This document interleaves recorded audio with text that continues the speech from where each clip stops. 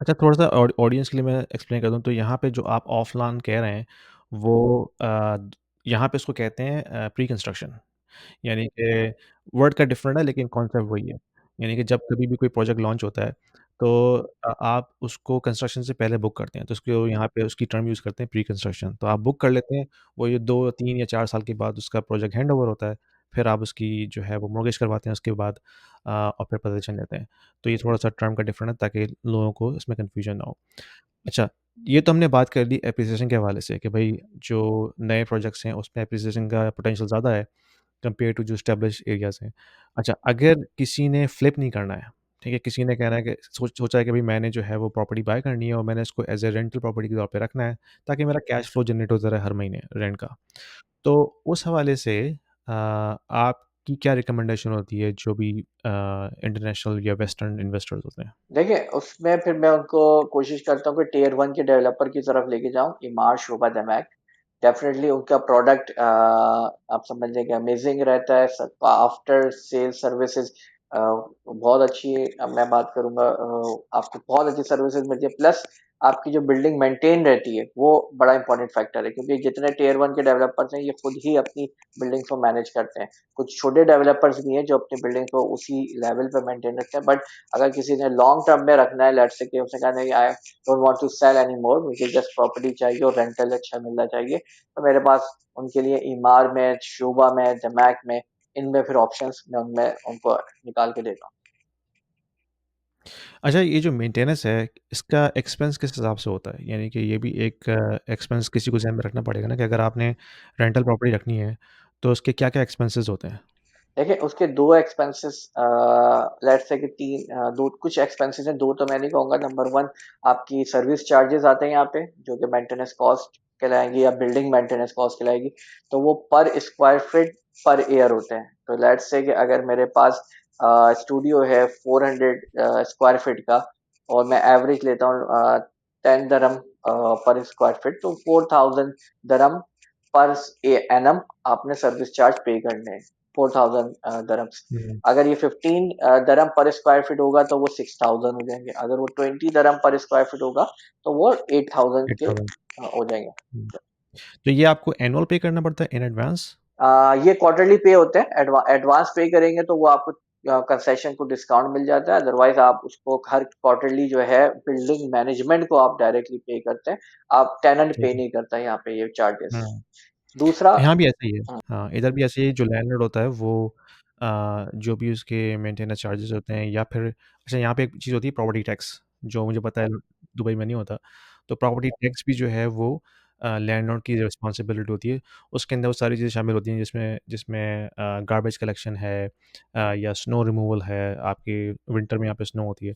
तो वो सारी सर्विसेज़ फिर उसमें गवर्नमेंट प्रोवाइड करती है।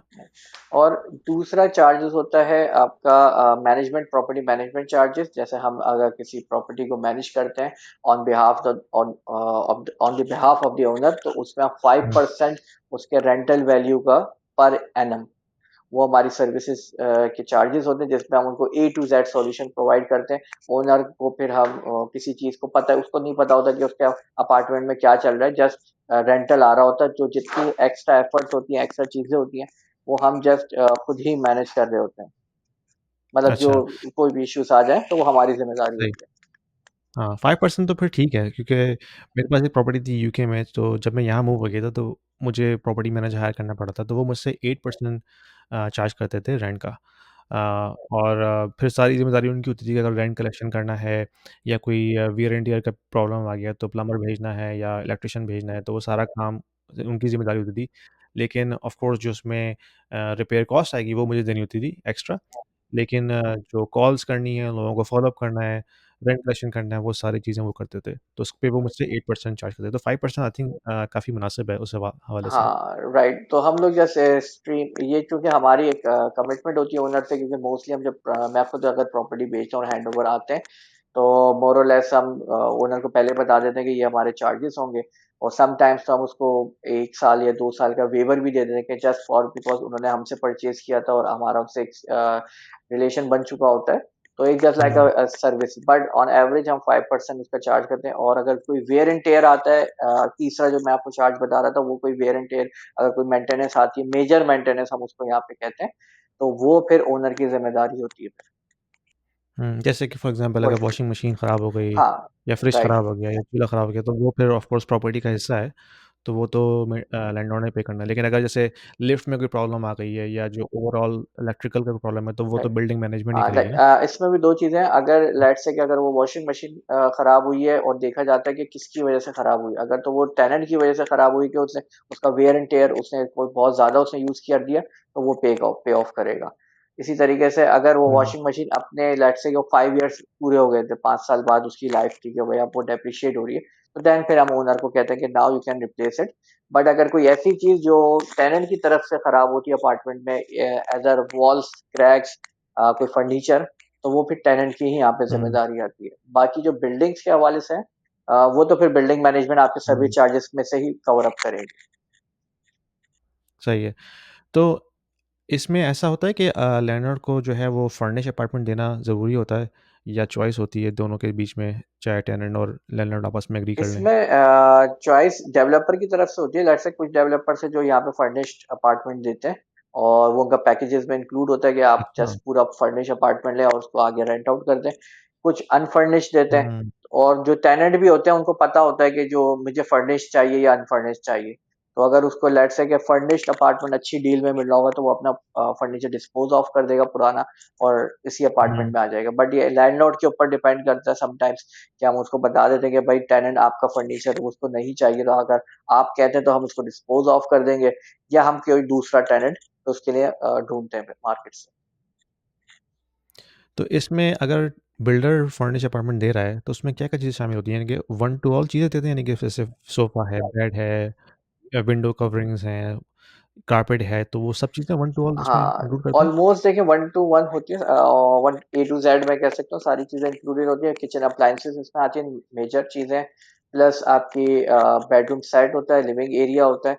कुछ डेवलपर्स हैं जो टीवी देते हैं, कुछ नहीं देते। कुछ कर्टन्स देते हुँ, हैं और कुछ नहीं देते। तो कर्टन्स हो गया, टीवी हो गया, रग हो गया, ये डिपेंड ऑन द डेवलपर होता है। बट मोर और लेस आपकी अच्छा। Bedroom set, living area, dining table, और किचन अप्लायंसेस, ये तो इंक्लूड होती हैं। If you are an investor in the US, in Canada, or in Europe, and you are considering investing into Dubai real estate market, this video is for you because we have a platform called Stake, which allows you to invest into the residential real estate market and start earning rental income right away without going through a lengthy documentation process or coming up with a heavy down payment. Stake is built upon the concept of crowdfunding. So it is democratizing the entire investment strategy and allows you to own a single unit of the entire investment portfolio. So you don't have to own the entire property, right? You can be part of the pool that can actually own a piece of property, a piece of real estate. So that allows you to start with as low as 2,000 dirhams and you can slowly ramp up. So as you start investing into it, you can not only own a bit of real estate, but you also get a portion of the rental income on monthly basis. So it's a passive investment strategy, diversifying your portfolio from traditional North American or European markets into Dubai, which is hustling and bustling and growing very fast and allows you to build your wealth over time. So don't delay. There is a link down there in the description. If you click on this, it will give you free 200 dirhams in your account right away to start with, and you can thank me later.